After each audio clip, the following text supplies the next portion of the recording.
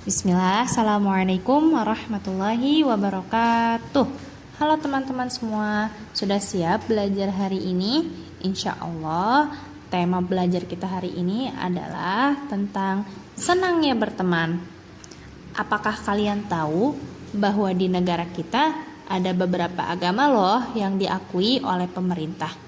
Coba kalian sebutkan agama-agama tersebut. Apakah di sekitar tempat tinggal kalian terdapat orang yang berbeda agama? Menurut kalian, apakah kita bisa tetap hidup rukun dan damai dengan perbedaan tersebut? Tentunya sangat indah ya jika kita bisa hidup rukun dan damai. Islam sendiri hadir sebagai rahmat untuk seluruh alam, tidak terkecuali bagi mereka yang tidak memeluk agama Islam atau mereka yang beragama non-Muslim. Islam membawa kedamaian bagi seluruh umat beragama.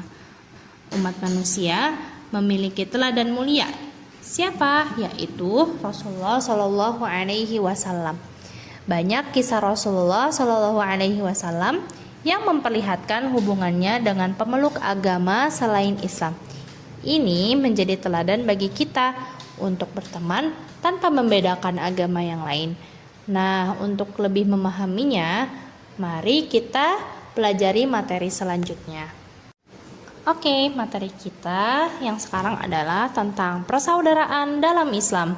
Tahukah kalian bahwa negara kita kaya akan aneka ragam budaya, agama, dan istiadat? Apakah perbedaan tersebut menjadi kita saling berperang? Tidak kan? Apa yang mempersatukan kita dengan berbagai perbedaan tersebut? Indonesia terdiri dari beragam agama seperti Islam, Kristen, Katolik, Hindu, Buddha, dan Konghucu.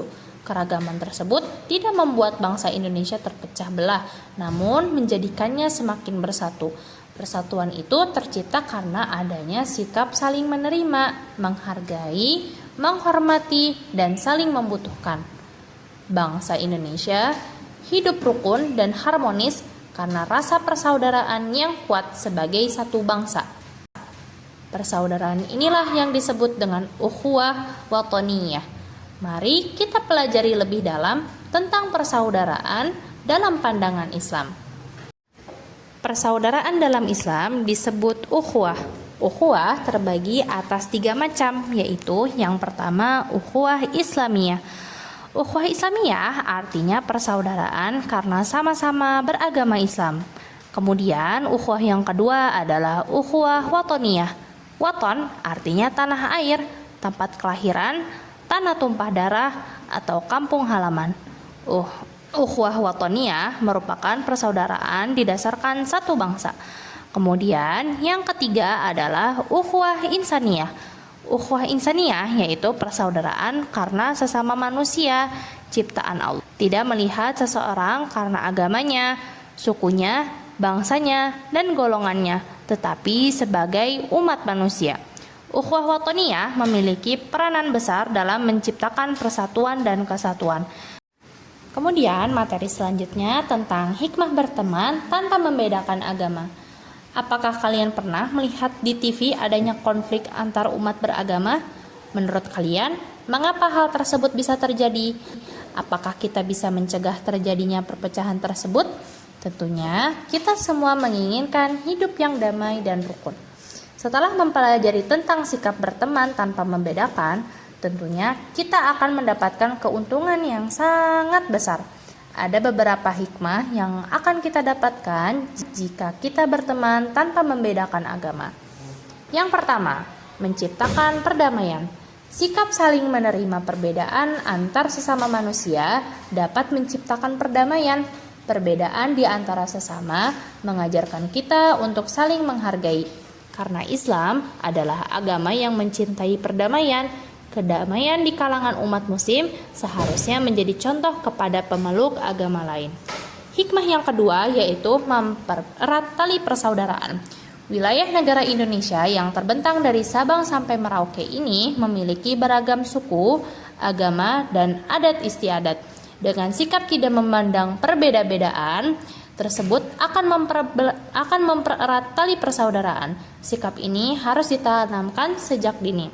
Yang ketiga, kita akan dicintai oleh Allah. Menghargai dan menghormati setiap orang adalah sikap muslim sejati. Sebagai generasi penerus bangsa, seharusnya kita menumbuhkan sikap saling menghargai perbedaan. Akhlak yang baik dalam berteman akan mendatangkan ridho Allah Subhanahu wa taala. Yang keempat, disukai oleh banyak orang. Akhlak yang baik dalam bergaul akan membuat orang lain menyukai pribadi kita, tak terkecuali kepada orang yang berbeda agama. Dengan berteman kepada siapa saja membuat kita dicintai oleh banyak orang. Kemudian hikmah yang terakhir, yang kelima, menjadikan pribadi rendah hati.